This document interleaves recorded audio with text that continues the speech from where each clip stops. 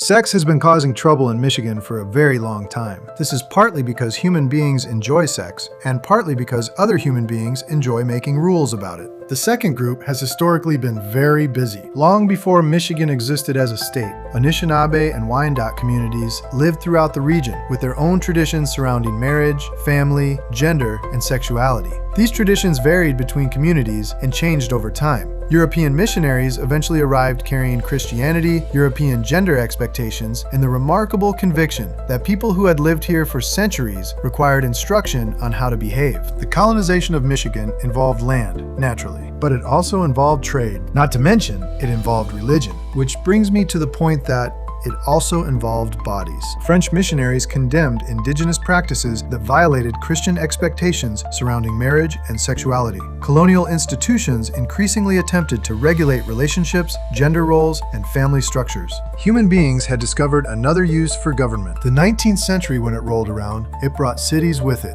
Detroit grew, factories appeared, immigrants arrived.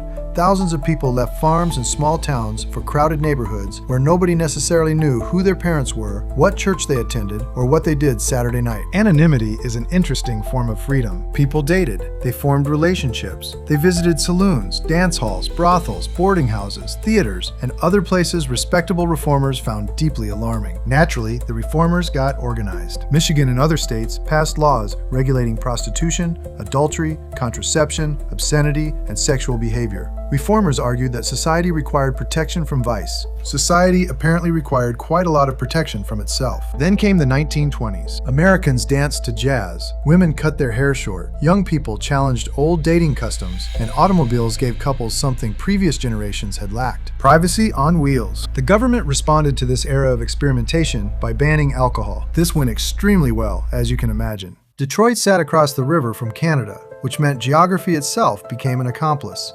Bootleggers moved enormous quantities of liquor across the Detroit River. Speakeasies flourished. Organized crime grew rich. Underground nightlife also created spaces where people could violate conventional expectations surrounding sex and gender. Gay men, lesbians, performers, immigrants, working-class couples, and people who simply wanted to drink after midnight found places where the rules became temporarily negotiable. Unfortunately, the criminalization of sex also created predators. Vice disappeared from respectable view and moved into places controlled by criminals, corrupt officials, pimps, smugglers, and people carrying guns. The government had attempted to eliminate temptation. Temptation hired accountants. Then came the 1960s and 1970s. The birth control pill gave women far greater control over pregnancy. Feminists challenged laws and customs surrounding marriage, employment, contraception, abortion, and sexual violence. Gay and lesbian activists demanded basic legal recognition. People began asking a dangerous question: why does the government get to decide this? Michigan became part of that national fight. Abortion became one of its fiercest battlegrounds.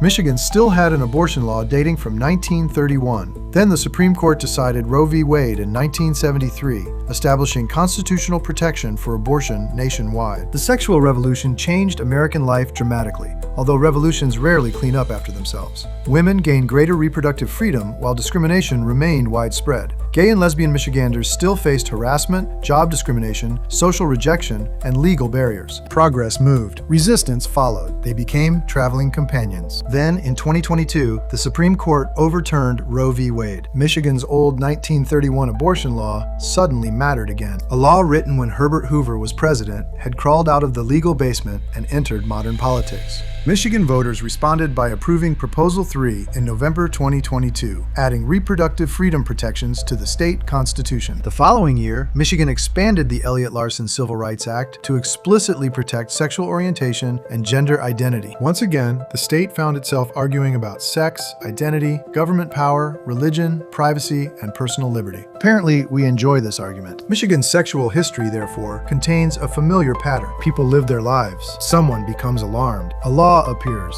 People resist it. Another law appears. Courts become involved. Everyone declares the matter settled. It is rarely settled. From indigenous traditions through colonial missionaries, Victorian reformers, prohibition, the sexual revolution, abortion politics, and LGBTQ+ rights, the central question keeps returning. Who controls the individual? Is it the church, or is it the community? Perhaps the government? Or maybe your neighbors? Or at the end of the day, do you have the control within yourself? Michigan has spent centuries changing its answer. And somewhere, right now, somebody is probably drafting another law.